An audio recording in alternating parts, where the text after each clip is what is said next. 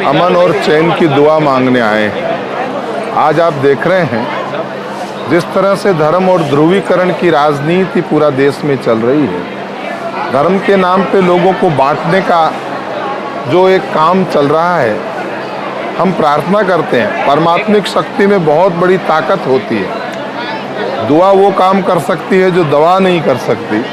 तो ऐसे में इन बुजुर्ग ख्वाजाए मोइनुद्दीन चिश्ती की दरगाह पे मैंने आज पूरे देश में अमन और चैन कायम हो, उसके लिए मैंने प्रार्थना की है।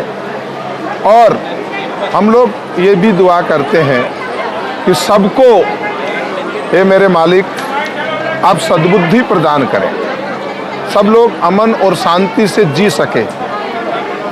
इस प्रकार का मैसेज आज आप देख रहे हैं क्या हालात हो रहे हैं। कुछ ऐसी ताकतें हैं जो धर्म और ध्रुवीकरण के नाम पे पूरे देश को बांटना चाहती है। अगर ये अलगाव में डालने वाले लोग अपने मकसद में अगर कामयाब हुए तो ये देश के लिए बहुत बड़ा खतरा होगा। लेकिन इससे बचने का एक ही उपाय है, मेरा मालिक सबको सद्बुद्धि प्रदान करे, सब लोग जो हैं वो शांति से इस देश में जिए। ये गंगा जमनी तहजीब है कि जहाँ रहीम, रसखान, कारे खां, वाजिद, न मालूम कौन कौन, हज़रत निजामुद्दीन औलिया हो, चाहे फिर ख्वाजा साहब हों, चाहे बाबा बुले शाह हो, चाहे शाह इनायत हो, चाहे शाह लतीफ़ साहब भिटाई हो, ऐसे ऐसे सूफियाना लोगों ने इस पूरे कायनात में एक आदमी का जो है पहला इंसानियत का धर्म सिखाया, वो इंसानियत कायम रहे। बाबा बुले शाह ने कहा था अंत वहर दी खबर ना है, रंग ही रंग बनाया, रंग ही रंग बनाया, अला साईं मोके आदमी बनाया। मुझे, मैं उन रंगों में रंगा नहीं, मुझे इंसान बनाया। तो आप कुछ बनने से पूर्व सबसे पहले आप सच्चे इंसान बन जाएं और हर किसी का दुख दर्द समझें। आज देश को सभी धर्मों की जरूरत है। आज आप विचार कीजिए, अगर ये सब हिंदू, मुस्लिम, सिख, ईसाई एक नहीं होते तो जिस स्वतंत्रता में आप जी रहे हैं, जिस आज़ादी में आप श्वास ले रहे हैं, क्या हम इस तरह से बिखरे हुए होते तो आज हम देश में आज़ादी प्राप्त कर सकते थे क्या?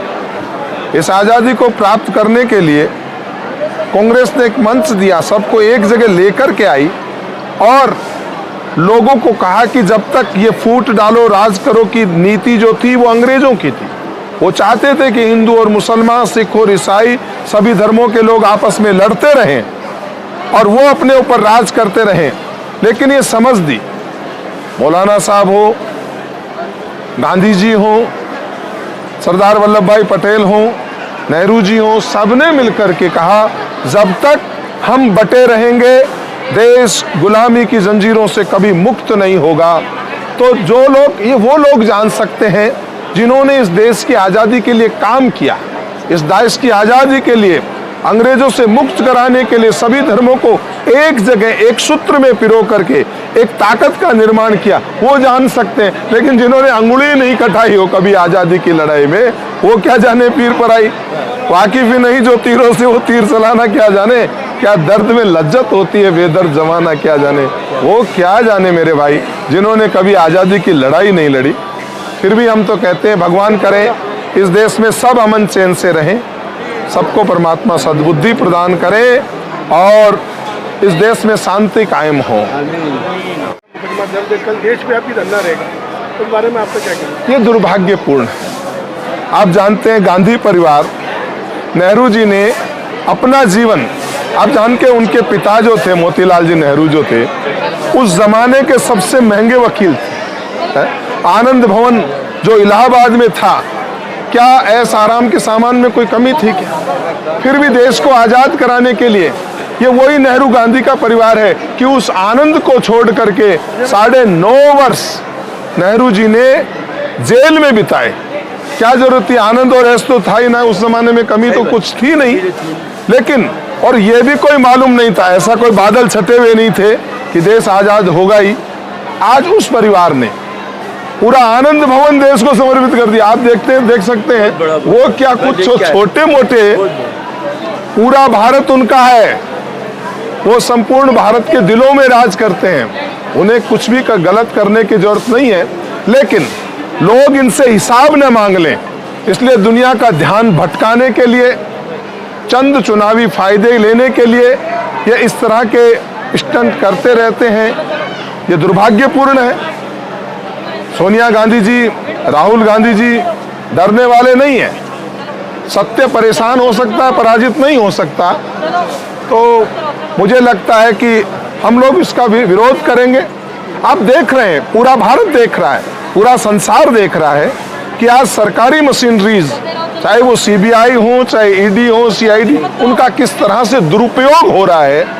ये रुकना चाहिए। ये पूरा भारत इसकी मांग कर रहा है। किस तरीके से कल धरने को सफल बनाएंगे आप भी बताएं। हम लोग राजस्थान में हमारे प्रदेश कांग्रेस कमेटी के कार्यालय से लेकर प्रवर्तन निदेशालय तक हम लोग एक पैदल मार्च करेंगे। हम उसी गांधीवादी तरीके से एक मैसेज देंगे कि भाई इस तरह से आप हमारे जो पूरे भारत के, हमारी विचारधारा के दिलों में जो राज करते हैं, उनको आप इस तरह से प्रताड़ित करना चाहें तो ये हम मंजूर नहीं करेंगे। तो ये मैं मैसेज देना चाहूँगा। सर, कांग्रेस को एक सभी धर्मों की पार्टी कहा जाता है, लेकिन मोहम्मद साहब के ऊपर अब तक कांग्रेस ने कोई बयान नहीं दिया। नुपुर शर्मा की टिप्पणी के बाद पूरे वर्ल्ड लेवल पे इस पर कुछ ना कुछ अपनी तरफ से मांगे उठ रही है, लेकिन कांग्रेस की ओर से अब तक इस पर कोई टिप्पणी नहीं की गई। नहीं, जो हुआ वो तो दुर्भाग्यपूर्ण है। नबी साहब के खिलाफ कुछ भी कहा जाना, ये मुझे लगता है आम मुसलमान की भावना को ठेस पहुंचाने जैसा है।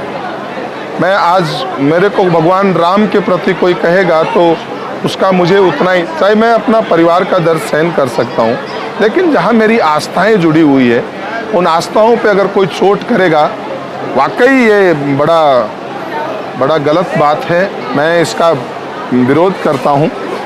मैं कह ही रहा हूं ना, कहा हम नहीं कह रहे हैं, लेकिन हम लोग इस तरह से नहीं कह रहे हैं कि देश में पुनः कोई आग लगे। हम मुस्लिम भाइयों से भी कहते हैं, आग लगाना समझौता नहीं है। कोई चाहता है कि मैंने ईंट फेंकी, आप पत्थर फेंको, तो वो अपने मकसद में कामयाब हो गए। उन्होंने ईंट फेंकी थी, आपने वापस पत्थर उठा लिया, तो उनका मकसद ही ये था। वो चाहते थे कि मैं ईंट इसलिए फेंक रहा हूँ कि आप सामने से पत्थर उठाओ। तो भाई थोड़ा समझना पड़ेगा। इसलिए हम देश में शांति चाहते हैं, इसलिए हम इस तरह की भाषा तो बोलेंगे नहीं कि पुनः हम उनको कह करके आप में जोश दिला दें या जोश में कुछ गलत करने के लिए प्रेरित करें। ऐसी भाषा तो कांग्रेस नहीं बोलेगी। लेकिन हाँ, जो नबी सल्लल्लाहु अलैहि वसल्लम के लिए जो कुछ कहा है, उसका मुझे लगता है, मैं क्या, हर समझदार आदमी उसका विरोध करता है।